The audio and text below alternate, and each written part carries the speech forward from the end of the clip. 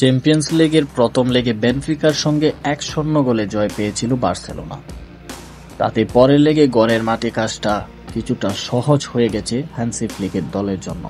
তবে গত শনিবার দলটির টিম ডাক্তার কার্লেস মনেরোর মৃত্যুতে শোকের ছায়া নেমে এসেছে ক্লাবে, যা স্বভাবতই প্রভাব ফেলেছে বার্সেলোনা ফুটবলারদের মনোজগৎ।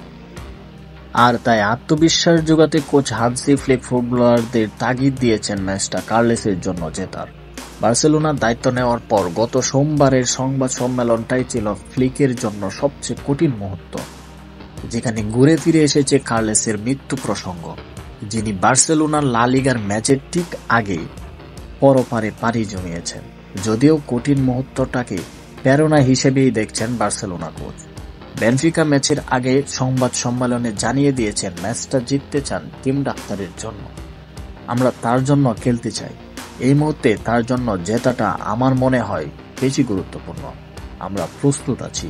কঠিন মুহূর্ত হলেও আমাদের চালিয়ে যেতে হবে, কারণ এটাই তো আমাদের কাজ।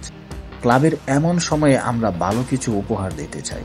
প্রথম লিগে 10 জনের দল নিয়েও বার্সেলোনা জয় নিয়ে ফিরেছিল বেনফিকার মাঠ থেকে। উড়ন্ত ফর্মে থাকা বার্সেলোনা তাই দ্বিতীয় লেগে ফেভারিট। তবে মাত্র 1 গোলের লিড নিয়ে চ্যাম্পিয়ন্স লিগে অনেক দলেরই শেষ পর্যন্ত হারারও রেকর্ড আছে। আর তাই ফ্লিক মনে করছেন কঠিন পথে পাড়ি দিতে হবে তাদের। দলের মনোযোগ ঠিক আছে বলেই আমার মনে হচ্ছে। প্রথম লেগে ভালো খারাপ দুই দিক নিয়ে আমরা কথা বলেছি। আমাদের কেউই ভাবছে না যে নিজেদের কাজ শেষ। দ্বিতীয় লেগেও ভালো লড়াই করতে হবে। আমাদের দিক থেকে ইতিবাচক থাকতে চাই আমরা।